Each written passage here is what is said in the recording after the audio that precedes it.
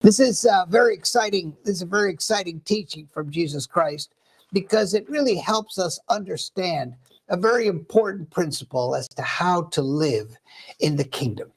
And what he says, first of all, you don't get a lamp and put it under a table, right? A lamp is to illuminate. In other words, he's saying the truth that I've come to teach is for everybody and it is intended to be shared. It is not a secret. There's no secret formulas here. Everything is out. You can take these principles and apply them to your life today. Then he goes on to teach a very important idea. This important idea about how what you give is what you receive. The measure that you give will be the measure that you receive.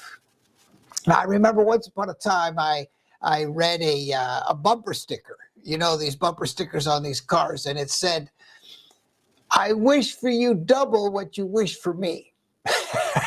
Now, I read that from a negative perspective because I'm guessing that what the driver meant to communicate was that, you know, if that driver is going to cut you off or do something and maybe you get angry at them for the way in which they're driving, what they're saying to you is, I wish you double what you wish me.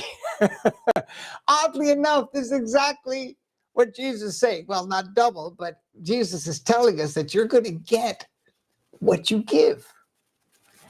So Jesus is telling us that the world will always mirror to us through what we receive in our life, what it is that we're giving. Now, how is our world normally conditioned? Upside down. In our world, we're focused more on what we get rather than what we give. You know, in any transaction, we always try to measure how much are we giving for what we're getting. In other words, if we're going to get something, we need to measure how much we're going to give to get that. What we would call a successful transaction or a positive transaction is where we give an equal measure to what we receive. But we are focused on the getting. We're not focused on the giving. In fact, if we were to give very little and get a lot, we would think that was very successful. That was very good. But in truth, Jesus is telling us that if we want to live in this kingdom consciousness, we need to turn that around.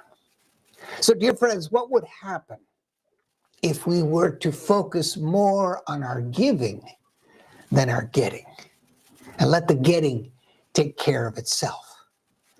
You know, we're often trying to give very little to get a lot. What if we just focus on giving rather than getting?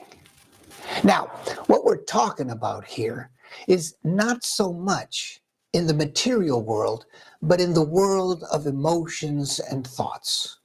In order for us to focus on giving, we need to be in touch with what it is that we're giving in consciousness, our attitude, our belief, our thoughts, our judgment, our condemnation, our way of showing up. This is what's important. Because it's not so much actually the action that you take, but the attitude with which you give. So, are you a joyful giver? When you show up to work, what attitude do you have? Are you thinking to yourself, boy, here's another long day. I can't wait for this day to be over? Or are you showing up with an attitude that says, I have an opportunity to give of myself today, to make a contribution to the world in some positive way, and let me do the best I can today? When you are with your family, what attitude do you have towards your family? Do you judge them? Do you condemn them? Do you have them locked into a certain way of being? Rather than focus on what your attitude, what you're getting from them, what is your attitude toward them? I've learned in my life that I have a prayer, a spiritual practice that is helping me when I come home before I get to the front door, I'm already processing how I'm going to show up at home. I may be tired. I may be have something at work that troubled me or whatever. But when I show up at home, I want to be present for my loved ones. I want to be there for them. I want to give them my love, my appreciation, and let the getting take care of itself, right? So this is a very important organizing principle for us. What is your attitude toward your body? When you look at your body, what are you thinking? What are you giving your body? Because what it is that you're giving, you're getting. If you're judging yourself, if you're seeing yourself as not enough or not worthy enough, or you're focusing on your weaknesses, that's what's going to grow. That's what you're going to get. That's what's going to increase. What about the economy? What do you say to yourself about the economy? What about politics? What about politicians? What are you saying about them? What is your attitude? Because again, what you're giving is what you're going to get. Now, you know that when you talk to somebody, right? Somebody in your life, and you have something very important to share with them, something that's very deep and meaningful for you. You know when that somebody is really with you, really listening to you, in a compassionate presence. Instinctively, you feel that connection. They're giving you their attention. They're giving you that support.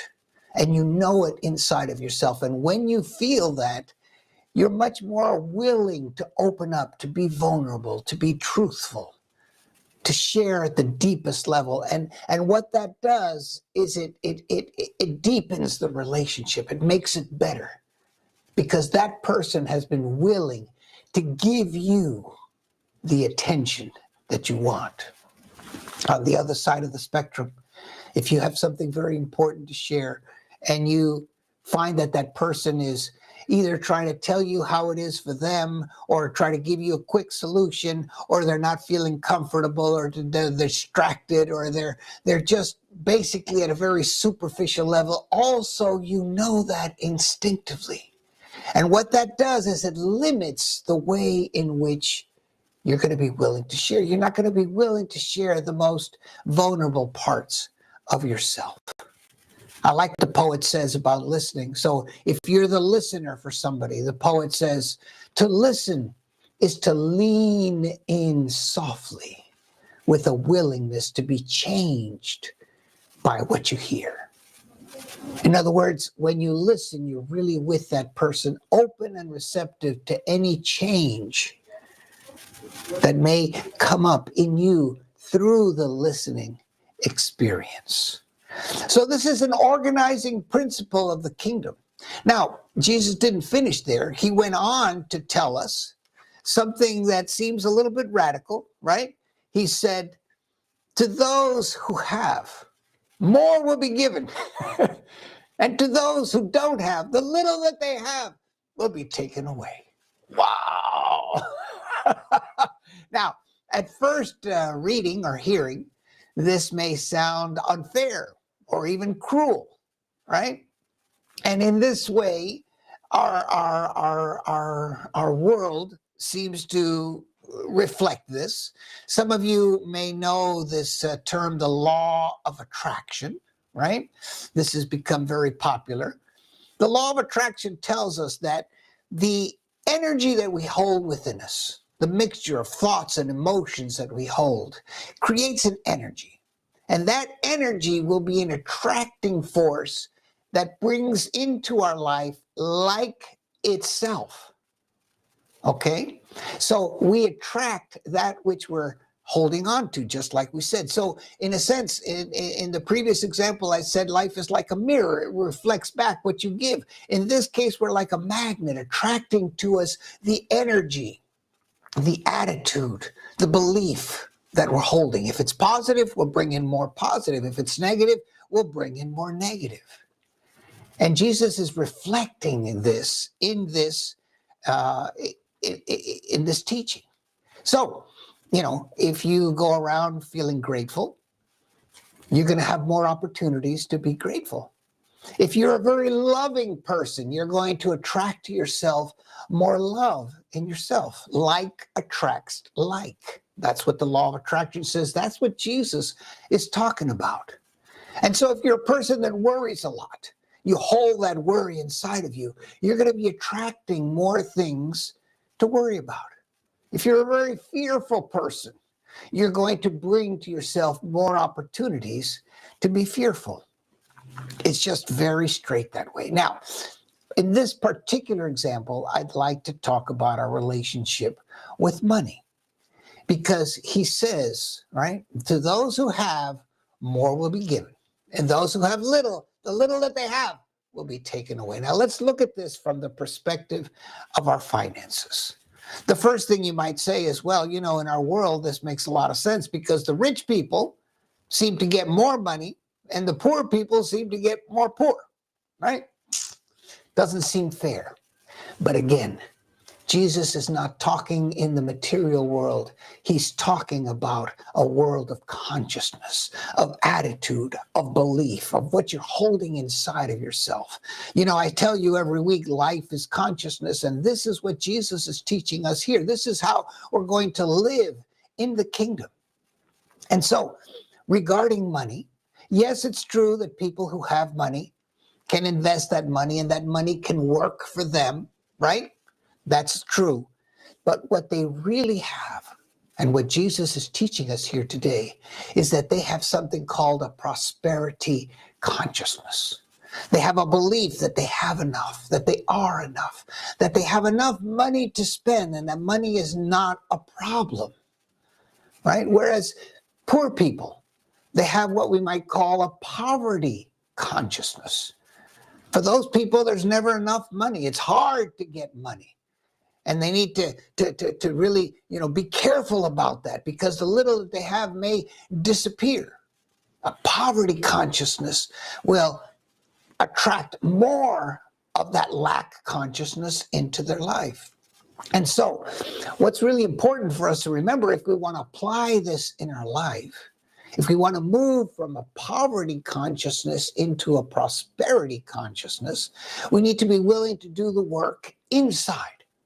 We need to understand that if we're holding a consciousness of abundance, that there is enough, that I am enough, that I have enough, that I'm grateful for everything that I have, and that we live in an abundant universe, that I'm part of that universe, and I'm worthy and able to receive.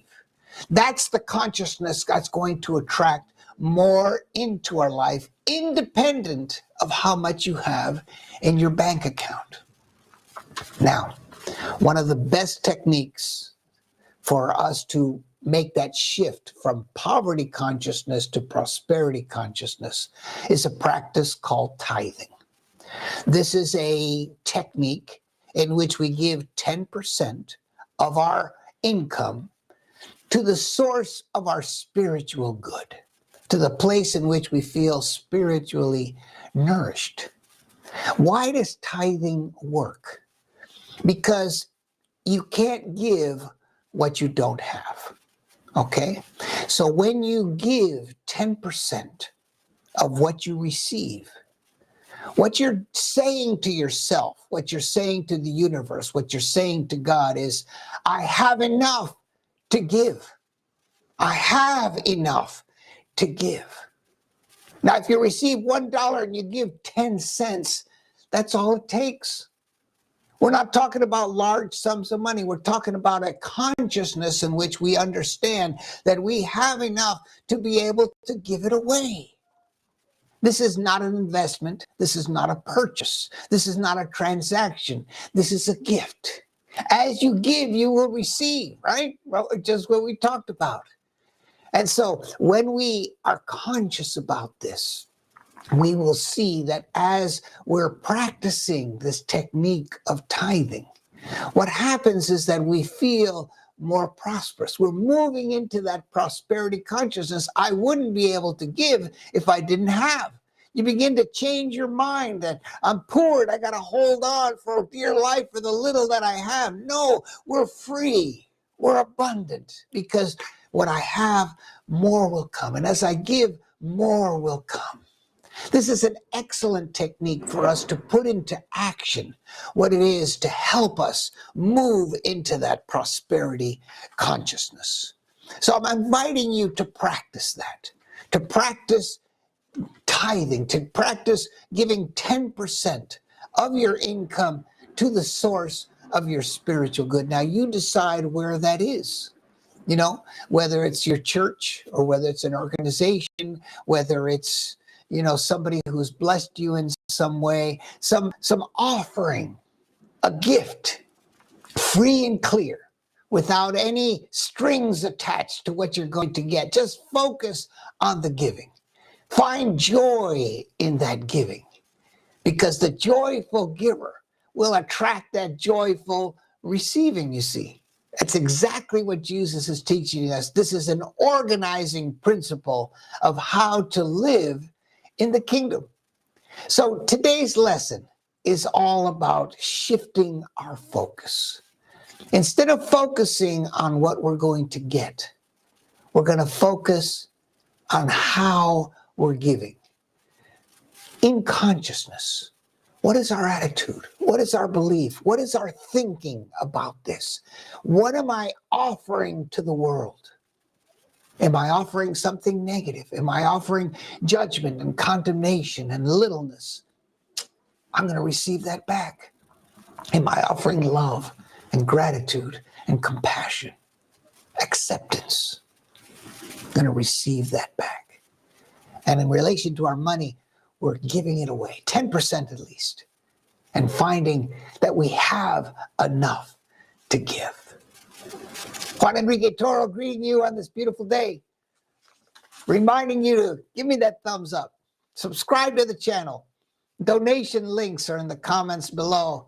And as always, today and every day, life is consciousness, and consciousness is life.